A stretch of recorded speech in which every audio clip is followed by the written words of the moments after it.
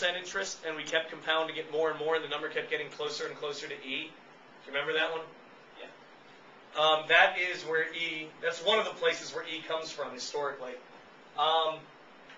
So E is the most you can ever compound anything. It's a crazy number. I love it. Okay, that's simple interest. You said it was your favorite number. It is still my favorite number. May I erase simple interest and go on to compound? You may. Yeah. Hell yeah. Thank you, Saul. I like the enthusiastic encouragement to do so. All right.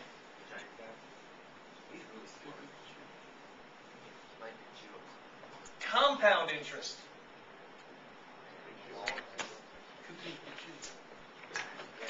Nabil, are you the Eggman? No, I'm the walrus. All right, as long as we got that clear. Compound interest. Here's the trick with compound interest. I often wonder who thought of this. It's a crazy trick. It's how banks try to convince you that their deal is better. You get a little bit of the interest a couple of times a year. If the more times you get the interest, the less interest you get each of those times. Is this a brand new concept for anyone in here? Is there a question? Probably. Okay. When you say you wonder who invented this, you want to find that person and give them a hug or beat them around or beat them up? I want to go up to him and twist and shout. This is probably done, these sort of banking tricks have probably done more good than harm economically in the 1,000 years or so since they've really been refined. But when I think about like the meltdown last year of Lehman Brothers and various other things, I think I want to smack them upside the head. We all live in a yellow submarine. Oh my God. Okay. No, we live in an octopus's garden in the shade. Okay, compound interest. Let's go with this one. You get I could hear that joke 8 days a week. N is the number of times a year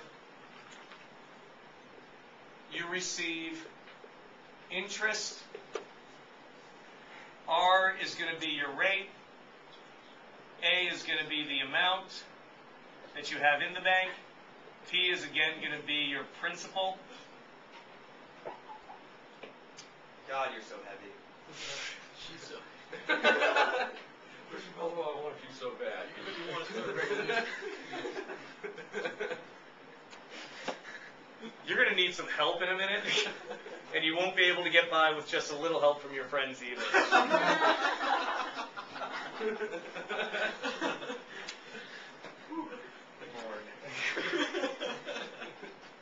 I think you threatened them with a marker. That's right, I did. I was going to threaten them with a silver hammer, but I couldn't find Maxwell to give it to me. Yeah, I was. Lord.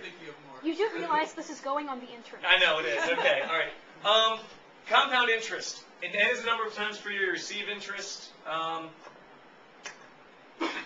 T is going to be time in years. I knew I was forgetting something. Time in years. It's bummed that I'm getting so forgetful. I wonder if I'll still be that forgetful when I'm 64. Okay, I need to stop it. I need to kill you all. All right. What's going on the internet? I know. Okay, so here's your compound interest formula. And since most of you are seeing it for the second time, I'll explain it once quickly. I won't explain the same amount of detail as last year.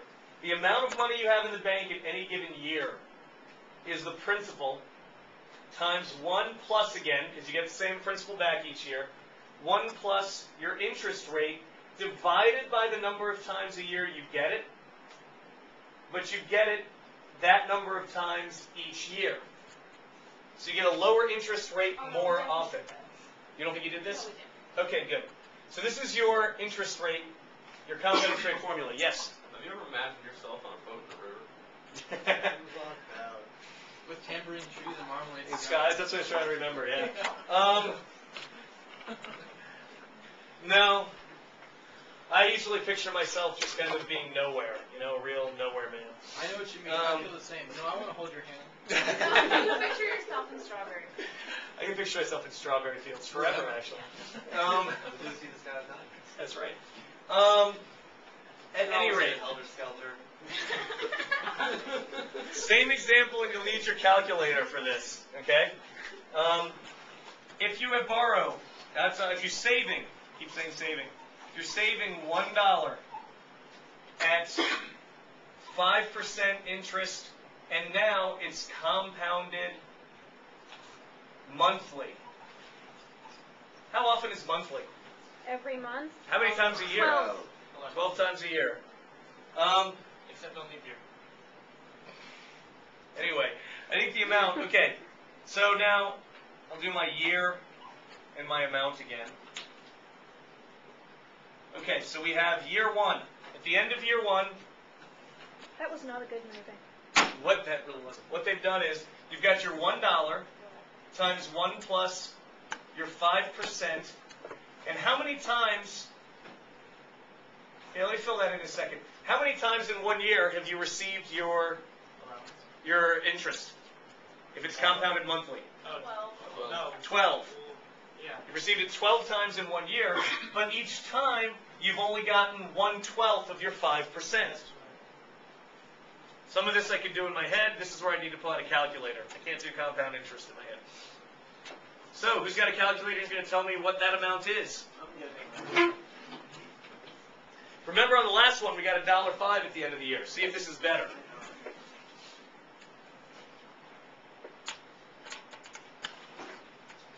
Waiting. Later that evening. Oh my God. Yeah, that's right.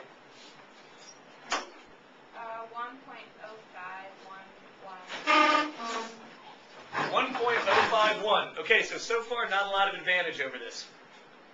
All right. What about at the end of year 2, when my original dollar has still been? So you now raise it to the 24th? Well, actually, no. Yeah, but now my amount. Well, there's 2 ways to do this. Yeah, actually, I can leave this 1 here and just raise it to the 24th now for 2 years, and it's all the same amount. What's that going to be? Is it getting better? It's getting better all the time. It is getting better all the time.